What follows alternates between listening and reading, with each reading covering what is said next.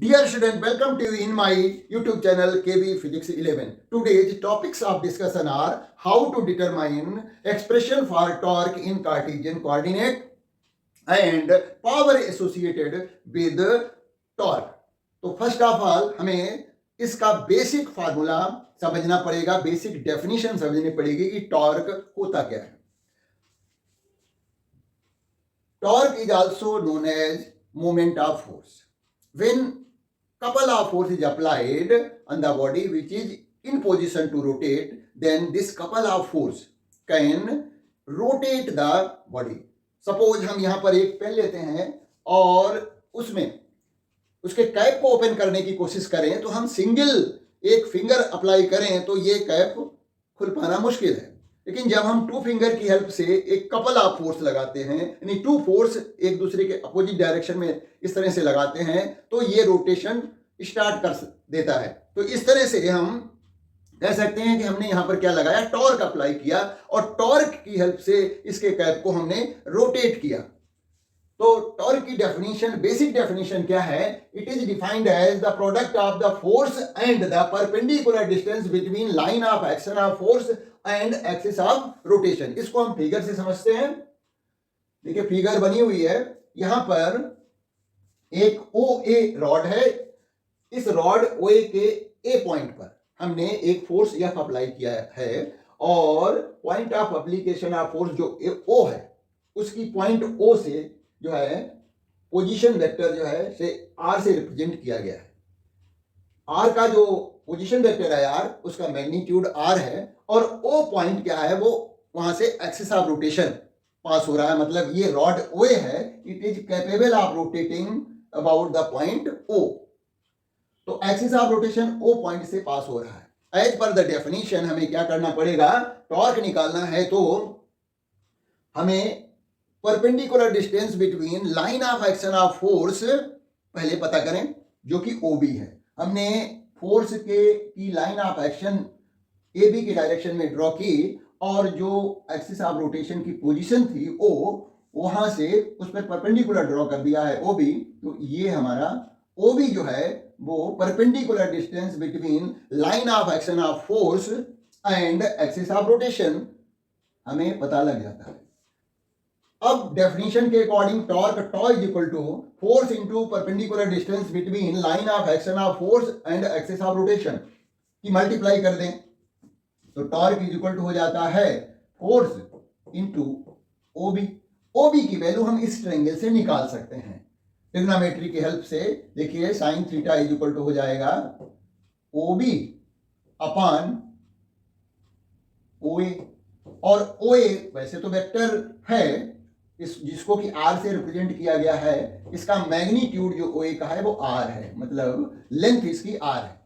तो OB is equal to हो जाएगा OA साइन थीटा और OA की वैल्यू है R, तो ये हो गया R साइन थीटा. तो इस तरह से हमने टॉर्क की वैल्यू पता कर ली F R sine theta.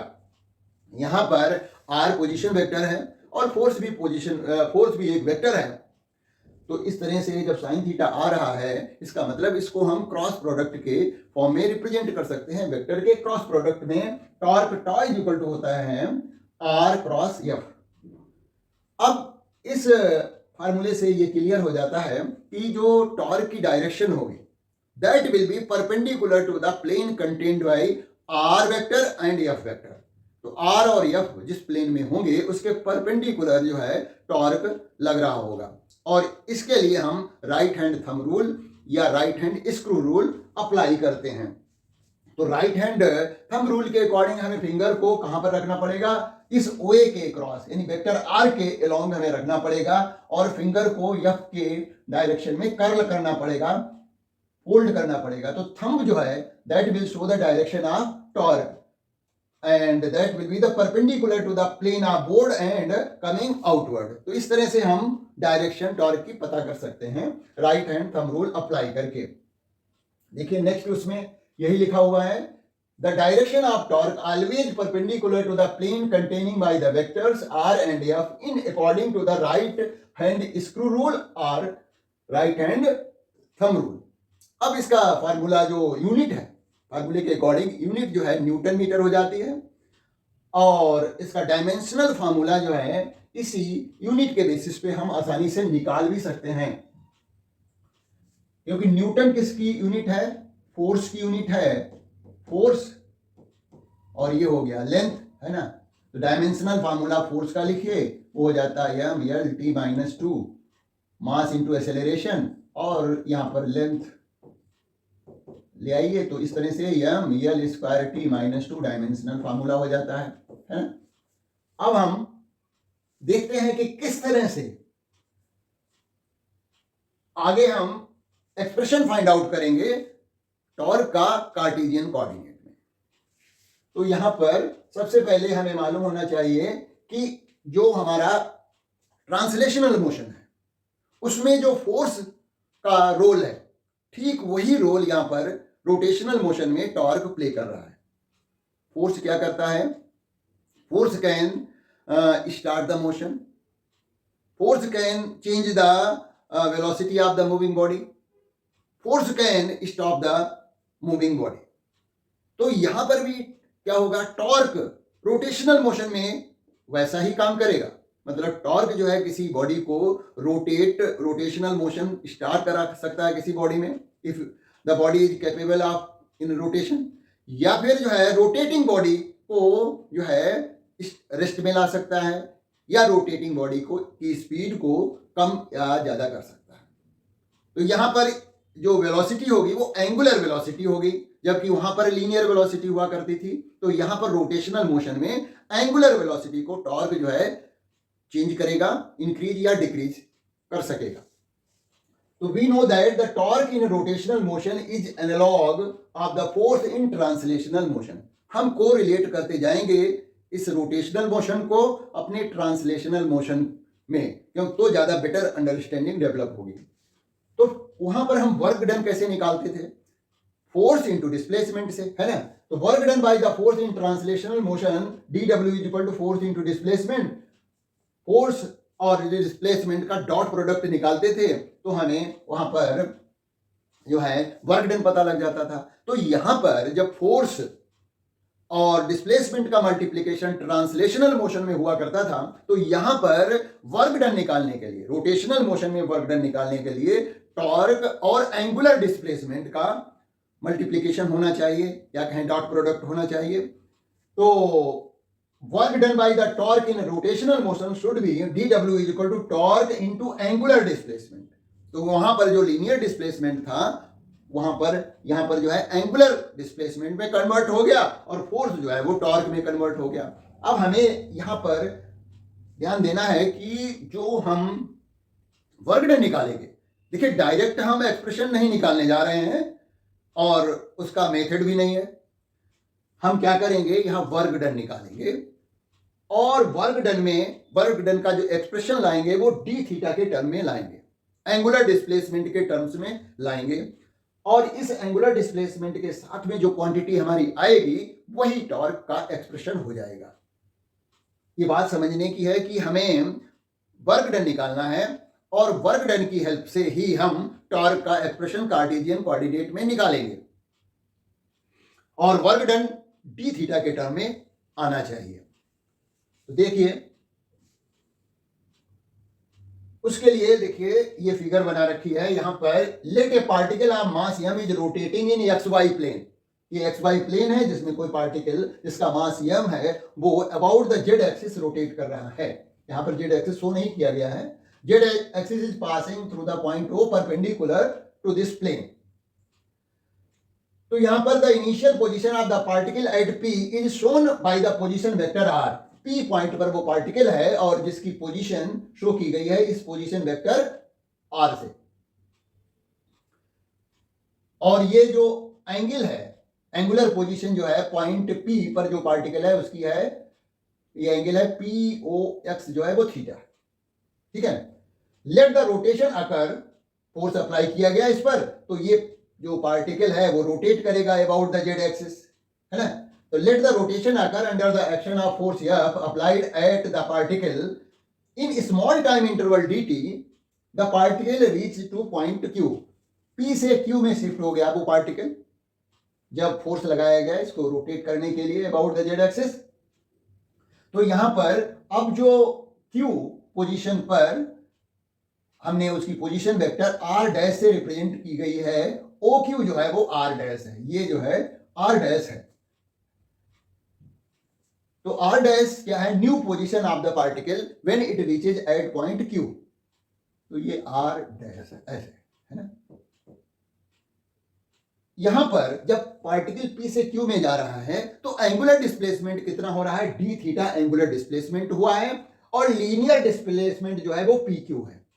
Linear displacement P Q है, और ये P Q they are very close to each other. एक स्मॉल डिस्प्लेसमेंट हुआ है, डी आर से रिप्रेजेंट किया गया है, डी आर से। तो एंगुलर डिस्प्लेसमेंट क्या है, डी थीटा है, और लीनियर डिस्प्लेसमेंट जो है पी क्यू वो डी आर से, वेक्टर डी आर से रिप्रेजेंट किया गया है, और ये एंगुलर डिस्प्लेसमेंट यहां पर डी थीटा है। तो पहले तो हम वर्क डन नॉर्मली निकालेंगे फोर्स इनटू डिस्प्लेसमेंट से, तो जो एक्सप्रेशन आएगा उसमें हम चेंजेस करेंगे और कोशिश करेंगे कि हमारा जो वर्क डन आए वो एंगुलर डिस्प्लेसमेंट के टर्म में आए। तो देखिए किस तरह से हम पहले तो डिस्प्लेसमेंट आसानी से, ये जो हमारा फिगर बना हुआ है उसमें हम लीनियर डिस्प्लेसमेंट डी आर कैसे निकाल सकते हैं। देखिए ओ पी एक वेक्टर है जो initial position of the particle है, और जब वो क्यू पे पहुंचता है तो ओ क्यू जो है वो फाइनल पोजीशन वेक्टर, यहां पर हम आर डैश से इसको रिप्रेजेंट कर रहे हैं। और यदि हम यहां पर triangle's law of vector addition लगा लें तो आसानी से डी आर की वैल्यू यानी डिस्प्लेसमेंट की वैल्यू हम निकाल सकते हैं, लीनियर डिस्प्लेसमेंट। तो सिंपली जो है यहां पर O P plus P Q equal to हो जाएगा ओ क्यू। तो ओपी आर वेक्टर है, P Q d r vector से रिप्रेजेंट किया गया है, इक्वल टू है ये आर डैश वेक्टर। तो हमें इसको डी आर की वैल्यू निकालनी है, तो आर को उधर ले जाएं तो डी आर इक्वल टू हो जाएगा r dash final position vector minus initial position vector. तो डी आर की वैल्यू, हालांकि इसका कोई यूज नहीं, हमें डी आर से ही मतलब है। अब जब पार्टिकल, देखिए यहां पर फिगर से समझें कि पी से क्यू में शिफ्ट हो रहा है, तो ये हमारा एक्स एक्सिस है और ये वाई एक्सिस है ना। पी से क्यू में शिफ्ट होने पर देखिए इनिशियल पोजीशन ये है, इसके कोऑर्डिनेट एक्स वाई हैं, तो ये यहां से यहां तक डिस्टेंस एक्स हो गया और यहां से पी तक की डिस्टेंस वाई हो गई। जब ये क्यू में शिफ्ट हुआ तो अब जो पोजीशन जो है एक्स एक्सिस के अलोंग में क्या चेंजेज आया, देखिए यहां पर परपेंडिकुलर ड्रॉ करें तो पहले तो यहां से ये डिस्टेंस एक्स थी, अब पार्टिकल जब क्यू पे पहुंच गया है तो देखिए वो इधर शिफ्ट हो गया, डी एक्स डिस्टेंस शिफ्ट हो गया है एक्स एक्सिस के अलोंग, और वाई एक्सिस के अलोंग जो है कितनी शिफ्टिंग हुई है देखिएगा। पहले तो ये पोजीशन थी, ये इनिशियल थी, अब जब क्यू पे पहुंचा तो ये हुआ, तो यहां पर डिस्प्लेसमेंट डी वाई डिस्प्लेसमेंट हो रहा है। तो देखिएगा small amount of work done कैसे निकालेंगे, डिस्प्लेसमेंट हमें मालूम हो गया डी आर, तो एफ डॉट डी आर से हमने जो है वर्क डन निकाल लिया।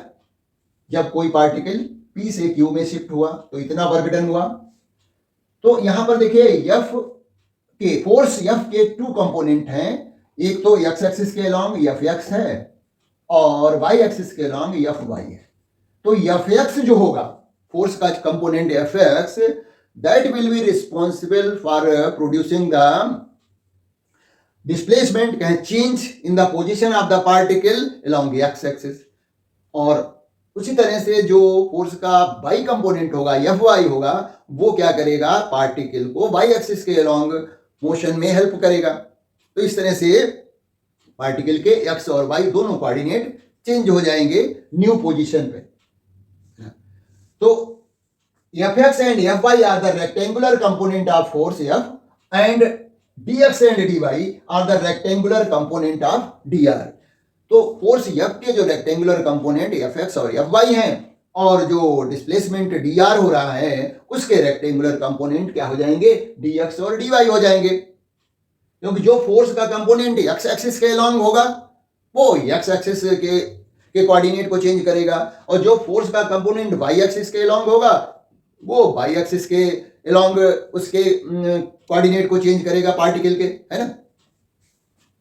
तो अब हम वर्क डन निकालते हैं। देखिए फोर्स को पहले लिखते हैं उसके कंपोनेंट के फॉर्म में, तो फोर्स इज इक्वल टू हो गया हमारा यहाँ पर एफ एक्स आई कैप प्लस एफ वाई जे कैप, और जो डिस्प्लेसमेंट है उसको भी कंपोनेंट के फॉर्म में लिख दें तो ये हो जाएगा डी एक्स आई कैप प्लस डी वाई जे कैप। हमने यहाँ पर यूनिट वेक्टर के साथ में दोनों फोर्स और डिस्प्लेसमेंट को लिखा है, मतलब जो हमारे मैग्नीट्यूड थे फोर्स के एक्स एक्सिस के अलॉन्ग, यानी जो कंपोनेंट थे फोर्स के एक्स एक्सिस के अलॉन्ग और वाई एक्सिस के अलॉन्ग, उसको यूनिट वेक्टर से मल्टीप्लाई करके वेक्टर बना करके लिख दिया गया है। सिंपल सी बात है। सिमिलरली डिस्प्लेसमेंट को भी वैसे ही लिखा गया है। अब हम वर्क डन निकालें। डी डब्ल्यू is equal to F dot d r, force की वैल्यू ये लिख दी और डिस्प्लेसमेंट की ये लिख दी, इसका डॉट प्रोडक्ट निकाल दिया, है ना। तो डी डब्ल्यू इज इक्वल टू जो है एफ एक्स डी एक्स हो जाएगा plus F y d y. अब यहां पर जो वर्क डन आया है अभी भी इसमें एंगुलर डिस्प्लेसमेंट नहीं आ पाया, तो हम क्या करेंगे, डी एक्स और डी वाई की वैल्यू को चेंज करेंगे, कुछ इस तरह से चेंज करेंगे जिससे कि डी थीटा आने लगे, एंगुलर डिस्प्लेसमेंट आने लगे। तो वो कैसे करेंगे, उसके लिए हम एक दूसरी फिगर बनाते हैं। फिगर पहले वाली है उसी का एक पार्ट है नीचे की तरफ। देखिएगा पार्टिकल की जो इनिशियल पोजीशन थी P, उसके कोऑर्डिनेट क्या है, एक्स वाई है, और उसकी एंगुलर पोजीशन थीटा थी with respect to x axis. तो ये OA एक्स है और OB वाई है। इस ट्रायंगल की हेल्प से हम जो है क्या करेंगे, dx और dy की वैल्यू निकालने की कोशिश करेंगे। तो let the coordinate of the P are x, y। तो इन ट्रायंगल AOP ट्रायंगल में हम यदि जो है cos थीटा अप्लाई करें तो क्या हो जाएगा, देखिएगा in triangle AOP cos theta की वैल्यू होगी this OA base upon hypotenuse OP, है ना। OA क्या है, x है, तो cos theta is equal to हो जाएगा x अपॉन OP क्या है, r है, तो x इज इक्वल टू हो गया r cos थीटा।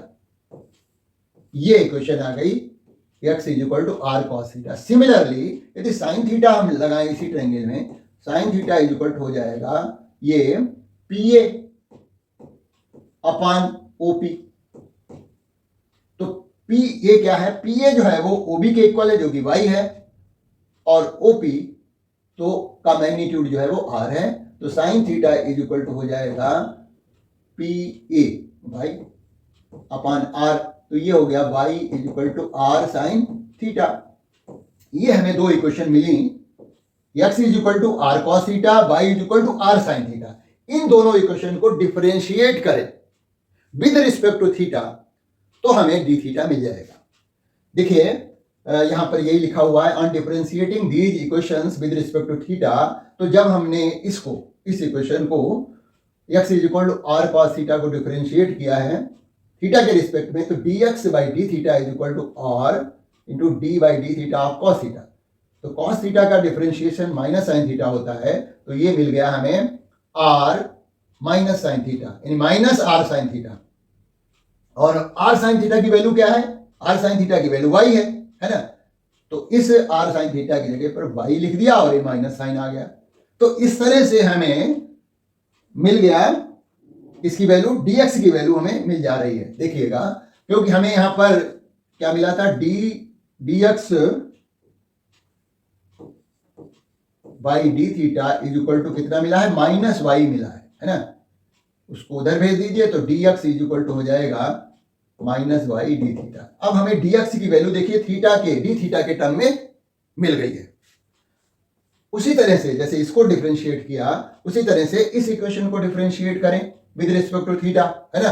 तो हमें मिलेगा dy upon d theta is equal to r d by d theta sine theta. तो साइन थीटा का डिफरेंशिएशन कॉस थीटा होता है, तो ये मुझे मिल गया आर कॉस थीटा। और आर कॉस थीटा इससे हम लोगों ने निकाला था, आर कॉस थीटा की वैल्यू क्या थी, वो एक्स थी, है ना। आर कॉस थीटा की वैल्यू कितनी थी, एक्स थी। तो आर कॉस थीटा की जगह पर हमने देखिए एक्स लिख दिया है ना।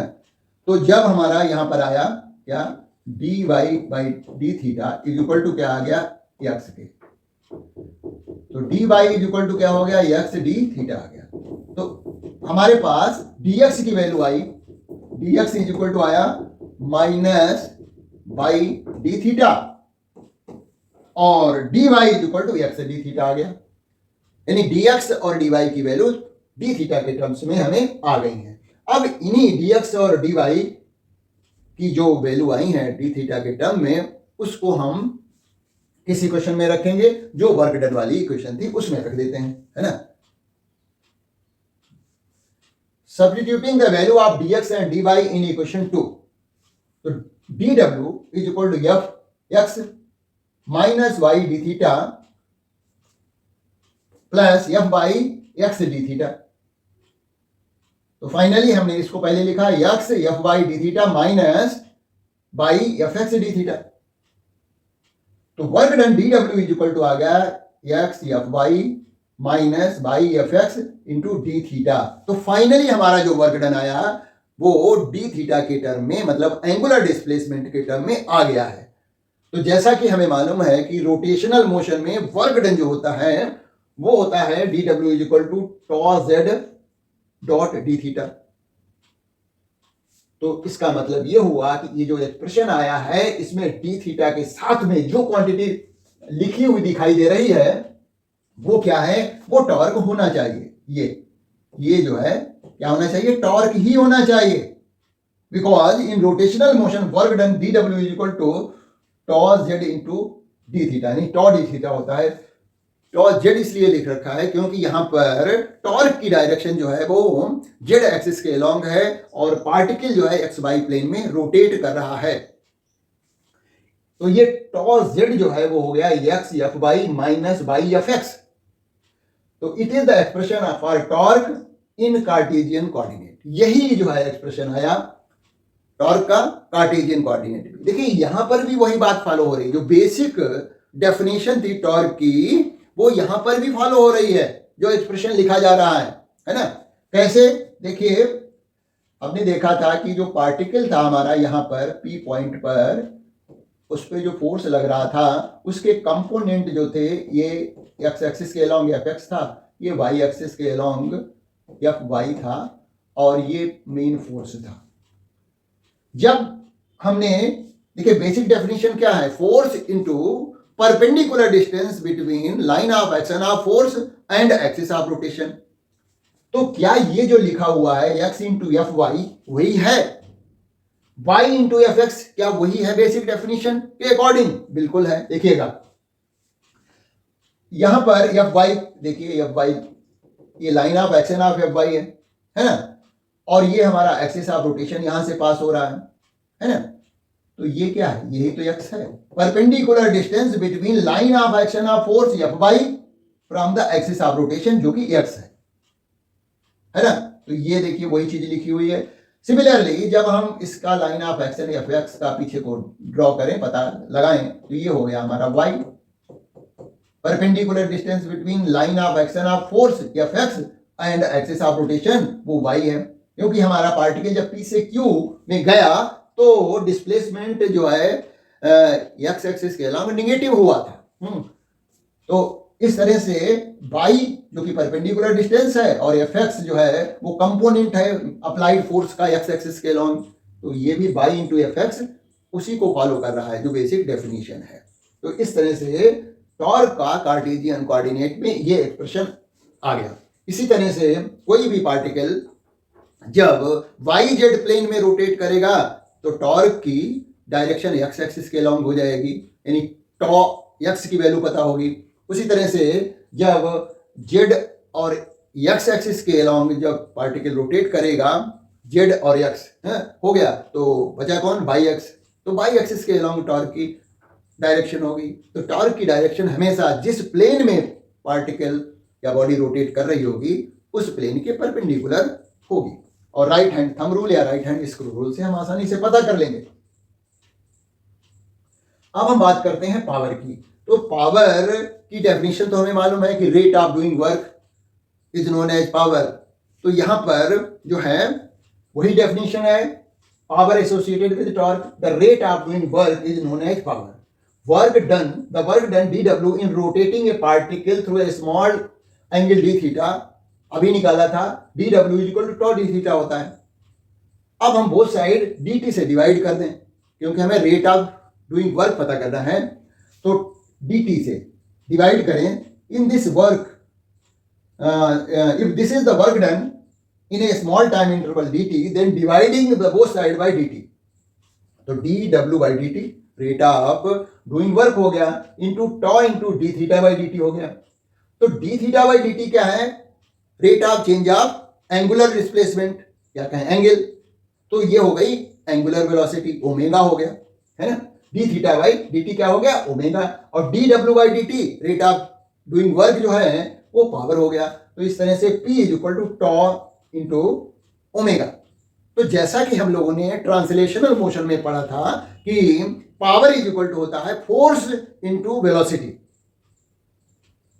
सिमिलरली यहां पर रोटेशनल मोशन में फोर्स की जगह टॉर्क आ गया और लीनियर वेलोसिटी की जगह पर एंगुलर वेलोसिटी आ गई।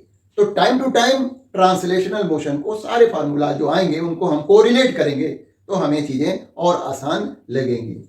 तो इस तरह से कोशिश करिए एक दो बार समझने की, और तो ये पूरा एक्सप्रेशन निकालना आसानी से आ जाएगा। तो प्रैक्टिस करते रहिए। मिलते हैं एक नए वीडियो।